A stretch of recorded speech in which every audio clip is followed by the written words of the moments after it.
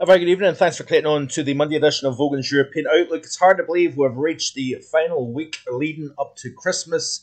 Many people, of course, will be turning their eyes to the weather forecast as they prepare to end work, possibly grab last-minute bits and pieces from the shops, and as well as that, of course, travel plans to see friends and family. Isn't it amazing to look back at the month of July? This year has been a remarkable and extreme year in terms of weather for the British Isles. We've seen a temperature of 40.3 Celsius recorded at Coningsby in Lincolnshire back in July. Several areas within the west side of London recorded the first ever temperature of 40 Celsius. And of course, I emphasize the word recorded because I know there'll be people jumping on the fact that how do you know it wasn't 40 degrees in the past? Certainly, with regards to temperatures being recorded, that is certainly the warmest temperatures we've ever seen in the British Isles. What a contrast to back just last week. We've seen temperatures as low as minus 15.7 at Braemar. That means that we've had an annual temperature range over the British Isles of what would that be, 56 Celsius? Don't think that's ever been achieved. I may be incorrect there, but I don't think that we've ever seen a temperature swing that large between the month of July and the month of December. So remarkable stuff. Not only that, we've seen in the last 2 to 3 days a remarkable flip around in the pattern as well. We've had a 15 to 17 day stretch of very cold temperatures indeed. Not the coldest by any stretch, but certainly the longevity of the cold spell, the number of days at or below freezing, the number of nights temperatures in excess of minus 10 has been very noteworthy indeed. And these were the high temperatures back on the 16th, and these are the temperatures as of recording at just before 5 p.m. on Monday the 19th of December. Widespread 13-14 Celsius, remarkable turnaround indeed across particularly England and Wales, but even 12-13 degrees at Glasgow. Remember, just a few days ago, the high temperature didn't exceed the minus 5 Celsius, and even across the far north now, we're seeing temperatures as high as 10 degrees up at Wick. Overnight temperatures last night did drop close to freezing in a few spots, including my nearest site of Tain. I think the car, when I was taking my partner Lindsay to work this morning, the car was reading 2 Celsius. It still actually felt quite chilly out there, I must admit. And there is still ice and a little bit of snow on the ground. But notice these overnight minimums down across parts of Southern Ireland of 11 Celsius, even 12.7 at Valencia Observatory there. So very mild conditions indeed, and across the southwest we've seen temperatures as warm as 12.2 Celsius there. So what a turnaround. But what we have got is a very complex setup at the moment. We have a lot of high latitude blocking still in place across the north, despite the fact that the NAO and the AO is starting to go towards positive again. We do have a lot of complexity of the pattern. Yes, the Atlantic pattern is back in control, but that does not mean that we're flooded by wet, windy conditions and no cold air to speak about. That is definitely not the case. When you drain cold air into the mid-latitudes of the hemisphere, what happens is when the Atlantic pattern becomes back involved, the jet stream becomes stronger and it kind of pushes and pulls these warmer masses, these colder masses around, and there becomes a lot more changeability within the pattern. And we cast our eyes over to Western North America at the moment because we have got a plunge of bitterly cold Arctic air getting driven out of Alaska, out of the Canadian archipelago, down into the western and central United States. As that happens, so of course this is North America here, Canada, up to Alaska, the United States, the lower 48. We've got milder over the Baffin Straits and Greenland, where we've got that rich high pressure at the moment. We've got a strong warming taking place up into the northeast of Siberia. And as that warming pushes the cold air southwards, we're seeing the increase in the temperature gradient over the United States. That increases the strength of the jet stream.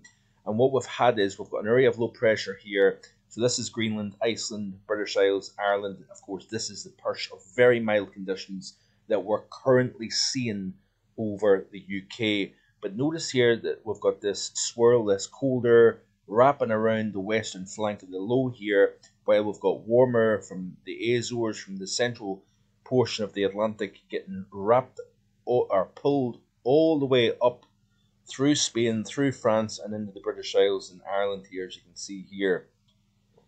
As we play through this loop, what happens is we see this plunge of bitterly cold air coming down over the United States. A very significant shot of cold air indeed gets driven southwards, and as it does so, it creates a huge storm over the western Great Lakes, and this is going to set the stage for blizzard conditions. Milder ahead of it, colder dumping in the backside, and what we've got is we've got a strong jet stream developing here in response. But also what happens is it actually in turn forces the colder over the top. So we've got a jet here roaring underneath here, coming in from a south to a west to southwesterly direction.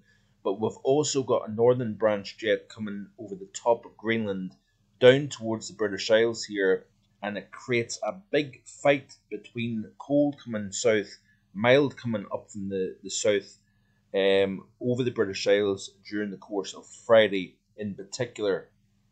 And you can see here that we've got, keeping our eyes on this little lobe of cold air to the north of the British Isles. That is going to push southwards during the course of Friday. So this is Friday into Christmas Eve itself. And then according to the GFS ensemble, we have got the cold air pushing down over the British Isles. Of course, you can see here that by this stage of Christmas Eve, we've got that huge pool of cold air over the central and eastern United States. We've got mild air getting forced northwards up the eastern side of Canada, and in turn that forces cold air over Greenland, over Svalbard, over the Norwegian Sea. It forces it southwards down over the British Isles here. Looking at the 850 temperature chart here over the North Atlantic and over Europe, you can see what takes place here. So as I play through the loop, bear in mind what happens over North America has massive impact on our weather here in the UK. So the mild air gets pushed eastwards.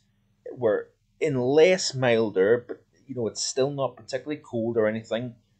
Wrapping around that circulation. As soon as that circulation then pushes eastwards, we've got another little bit of push of milder conditions trying to move up across Northern Ireland, the Republic, much of England and Wales. But cast your eyes to the north. Now, just keep remembering the image I showed you just before that of the colder pushing eastwards over North America, and that forcing the milder up into the western side of Greenland. And then, of course, here is that lobe of cold air coming down over the top, sinking southwards here. So mild air is trying to push north, cold air is trying to push south. We've got an area of low pressure just to the west of Northern Ireland there. It is exactly the position of where that low sets up will determine where the cold air meets the warmer. And this is certainly a very interesting end to the week and beginning of the weekend, and of course that incorporates Christmas here. So as you can see here, we've got an area of low pressure almost bang slap over Northern Ireland, over the north of England, southern Scotland. To the north of that, we're in the cold air. To the south of that, we're in the milder air. So the overall emphasis looks to be that we've got cold to the north and mild to the south during Christmas Eve. And then with certainly the latest run of the GFS indicates that that cold continues to sink south. We may see a fairly cold picture all the way across the British Isles by the time we reach the end of Christmas Eve and enter Christmas Day. It just depends on each individual model run. We'll have a look at the ECMWF in just a second here. But certainly it is going to be a very interesting fight as we work towards Christmas Eve and Christmas Day. Now, this is the ECMWF. Same chart, 850 temperature chart. You can see here that this model has the center of low pressure a little bit further north. So there's more of the UK in the milder conditions. It really looks as if it's the majority of Scotland that's in the colder for Christmas Eve. And then as we progress through Christmas Day, that area of low pressure then exits up towards Norway, and we've got the cold air coming in on the backside, so it looks as if it turns colder as Christmas Day progresses and into Boxing Day. So the ECMWF is slightly different to the GFS, but when you've got so much mild and warm colliding with each other, we've got an Atlantic-driven pattern. This is where the details will be very hard to determine. We're still quite a wee bit out yet from Christmas Day itself, but certainly it is a very interesting scenario as we go towards the Christmas period here. So let's have a quick look at the UK and see where we're at with regards to snow prospects here. And let's have a quick look. So this is the ECMWF, and this is indicating for today. And of course, the snow shrinks significantly with that milder conditions moving in over the course of yesterday, today, tomorrow. And then as we continue to progress through the remainder of this week and up to the crucial period, Thursday into Friday, and there's the snow starting to show up here, north of England, southern Scotland in particular, and that snowpack continues to grow. We've got some snow across parts of the Welsh Mountains, and we've also got it across parts of Northern Ireland, northwestern portions of Ireland as well. And then as we continue to progress through the Christmas period, it looks as if the majority of anything cold and snowy will be the far north of England, possibly high ground, as opposed to anything low levels. Notice how the snow cover really starts to expand once again, and it is starting to show up a little bit more across the south as we progress into a week today, which of course is the 27th, 28th of December here. Looking at the GFS, and let's have a look and see what it's showing for the same period. So we press through the course of this week.